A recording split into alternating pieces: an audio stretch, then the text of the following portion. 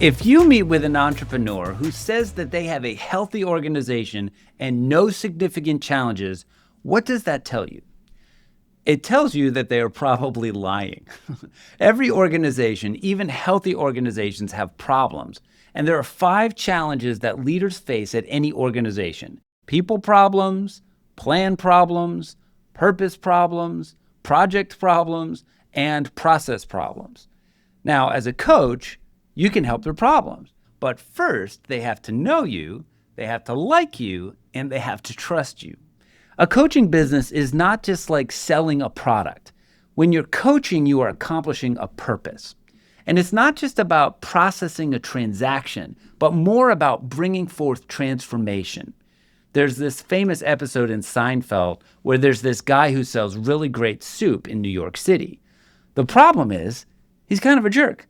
People call him the soup Nazi, but they're still buying his soup. Why? Because the soup is fantastic. That's an example of like a transaction-based business. The customer has a relationship with the product, not the owner. They don't even have to like the owner, and they will still buy the product. But in a coaching business, the client always has to have a positive relationship with their coach. In the last several years, I've done a ton of coaching and consultation. Even though I've primarily been building the Growability Toolkit, I've also personally coached more than 70 different leaders and to build around $2 million in coaching and consultation. That puts me in like the top 1% of coaches globally. How did I find the clients that I've worked with? How did I pitch my product? I didn't. I simply went to lunch with a bunch of interesting people and learned how to ask relationship building questions. One of the most powerful tools in the Growability Toolkit is 100 cups of coffee.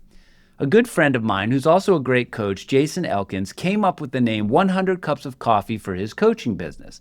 The idea is to meet with 100 quality people in your community. If you can buy somebody a cup of coffee, you can grow a coaching business, but only if you know the right questions to ask. Now, I'll share these questions in just a second, but you can't ask questions of a potential client if you don't have a meeting with a potential client. So first, let me give you a simple strategy for setting up meetings with potential clients. Step 1, get a blank piece of paper and write 100 cups of coffee at the top. Then list at least 10 people who you think might be a good fit for your coaching business to get you started. Somebody who owns, leads, or manages an organization. If you can't come up with a list of 10 quality leaders or people that you might be able to coach or consult, don't quit your day job. I mean, that might sound really harsh, but in order to launch a coaching or consultation business, you have to be able to get in front of people who could potentially become your client.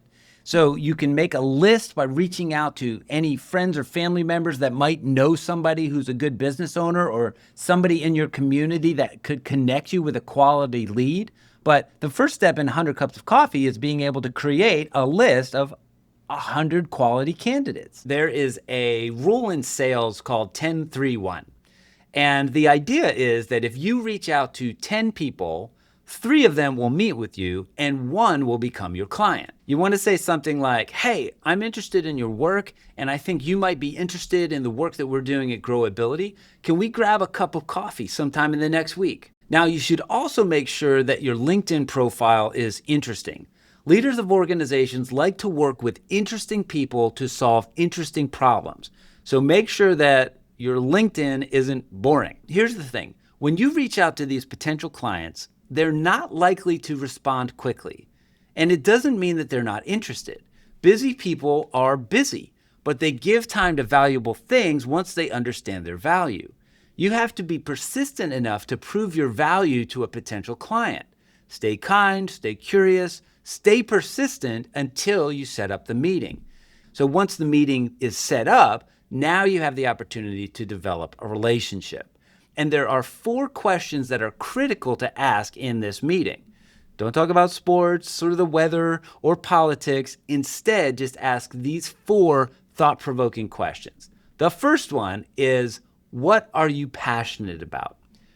The second, what are you most concerned about? The third, what are you learning? And then finally, who are your mentors? Ask those questions and then let them talk.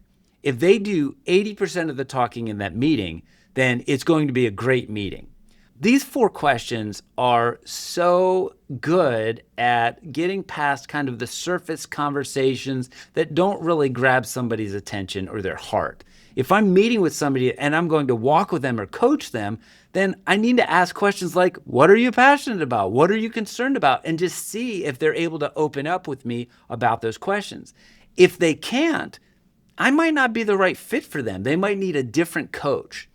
These 4 questions not only help you understand how a person is wired, but they also give a ton of insight about the problems that they're facing in their work.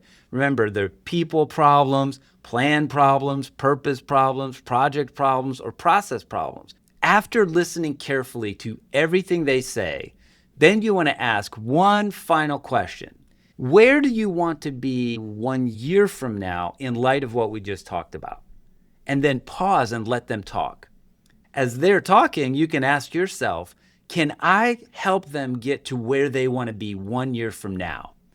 And if you can, you've got yourself a new coaching or consultation client, or at least a potential client for the future. I don't ever share about growability until I really deeply understand what it is that these clients are looking for and whether or not I can help them.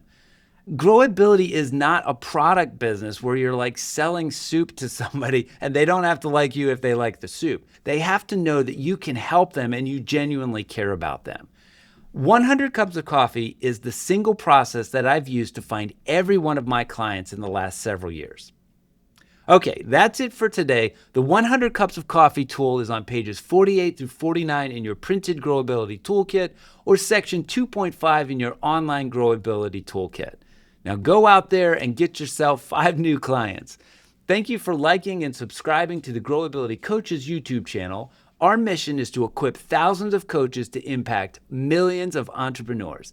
If you are an entrepreneur watching this channel, I highly recommend working with a certified or official Growability coach. And you can find one by visiting our website at growability.com.